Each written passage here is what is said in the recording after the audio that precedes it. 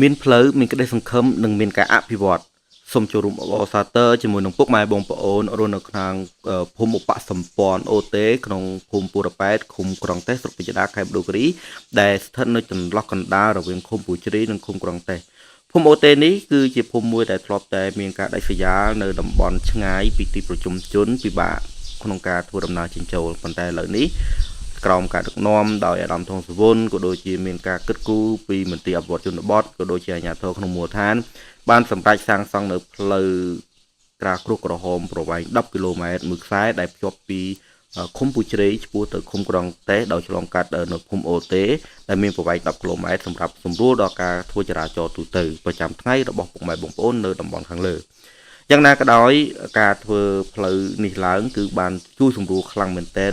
ទៅដល់សិស្សានុសិស្សចេញចូលរៀនសូត្រការបញ្ជូនអ្នកជំងឺទៅកម្មវិធីពេទ្យបានទាន់ពេលវេលាហើយកាន់តែពិសេសទៀតនោះគឺការដឹកជញ្ជូនកសិផលដែលដាំដុះបាននៅតំបន់ខាងលើហ្នឹងក្នុងភូមិអូទេបើតាមតែខ្ញុំបានទៅក្នុងរយៈពេលខ្លីប៉ុន្តែខ្ញុំបានសង្កេតឃើញមានការដាំដុះនៅដំណាំកសិឧស្សាហកម្មជាច្រើនមុខមានដូចជាស្វាយចន្ទីចម្ការកៅស៊ូដំឡូងមីនិងម្រេចជាដើមហើយនៅក្នុងនោះក៏ខ្ញុំសង្កេតឃើញពុកម៉ែបងប្អូនប្រជាពលរដ្ឋរបស់យើងមានដាំនៅដំណាំហូបផ្លែជាច្រើនផងដែរសម្រាប់ផ្គត់ផ្គង់ទៅដល់ជីវភាពប្រចាំថ្ងៃមុននឹងទៅដល់ភូមិអូទេនេះយើងត្រូវធ្វើដំណើរឆ្លងកាត់វាលក៏ដូចជាចំការកស៊ូជាច្រើនកន្លែងហើយអ្វីដែលសំខាន់ខ្ញុំសង្កេតឃើញគឺឆ្លងកាត់ស្ពានទ្រុំមួយកន្លែងដែលស្ពាននេះគេហៅស្ពានឆ្លងអូទេបើតាមដែលមានប្រជាពលរដ្ឋបានប្រាប់ខ្ញុំថាស្ពាននេះគឺជាស្ពានឯកជនរបស់បងម្ចាស់ចំការដែលនៅក្បែរហ្នឹងគាត់ធ្វើឡើងសម្រាប់ឆ្លងចេញចូលនៅរដូវវស្សាដែលមានការលំបាកជាមួយនឹងទឹកឡើងជន់ខ្លាំងអញ្ចឹងហើយគាត់សាងសង់ស្ពាននេះឡើងផ្ទាល់ខ្លួនសម្រាប់ឆ្លងប៉ុន្តែគាត់ក៏អនុញ្ញាតឲ្យអ្នកភូមិយើងអាចបើកបរម៉ូតូឬក៏ឆ្លង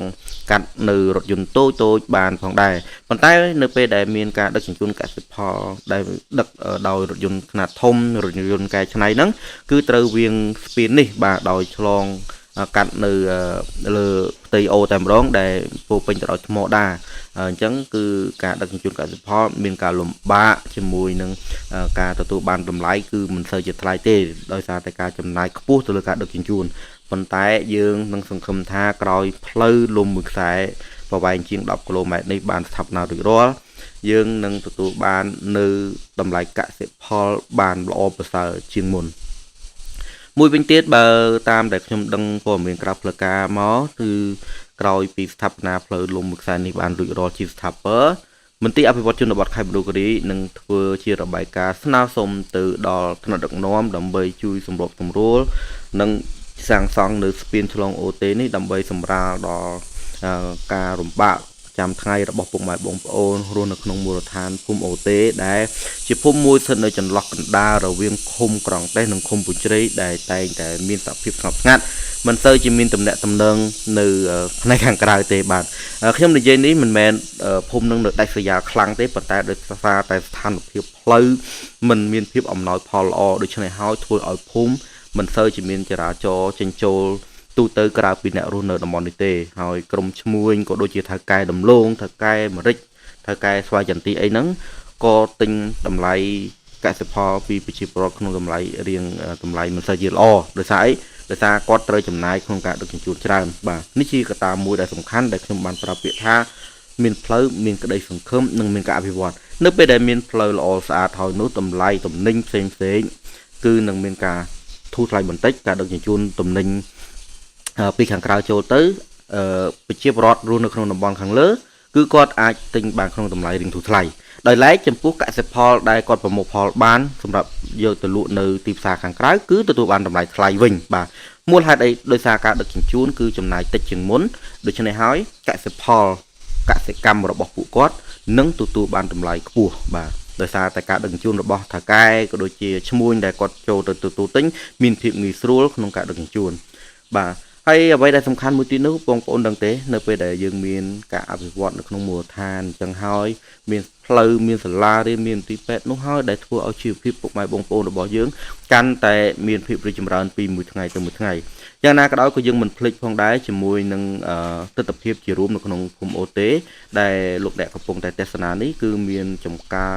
ម្រេចមានចំការដំឡូងមីចំការស្វាយចន្ទីមានចំការកស៊ូជាច្រើនហិកតាហើយខ្ញុំក៏មិនបានដឹងអំពីទិន្នន័យពិតច្បាស់លាស់ថាតើនៅក្នុងមូលដ្ឋាននេះមានបងប្អូនប្រជាពលរដ្ឋរស់នៅប្រមាណគ្រួសារហើយមានការផលិតផលដាំទាំងអស់ហ្នឹងទទួលបាននៅគេហៅថាទំហំបរិមាណប្រមាណនោះដែរដោយសារតែខ្ញុំមានឱកាសខ្លីមែនទែនក្នុងការចុះទៅដល់ក្នុងមូលដ្ឋានភូមិអូទេនេះហើយក៏ជាលើកទី1ផងដែរអញ្ចឹងហើយមិនបានដើរសាកសួរព័ត៌មានគ្រប់ជ្រុងជ្រោយទេក៏សូមអធិស្ឋានផងដែរចំពោះពុកម៉ែបងប្អូនដែលបានទស្សនានៅវីដេអូមួយនេះហើយខ្ញុំសង្ឃឹមថានៅឱកាសក្រោយខ្ញុំនឹងមានពេលម្ដងទៀតបានចុះទៅដល់ភូមិខាងលើដើម្បីផ្ដិតយកនៅទស្សនវិជ្ជារួមនៅក្នុងរដូវវស្សាដែលទេសភាពនឹងល្អស្អាតជាងពេលរដូវប្រាំងនេះហើយអ្វីដែលសំខាន់គឺខ្ញុំអាចនឹងសាកសួរទៅអាជ្ញាធរដោយផ្ទាល់ជុំវិញ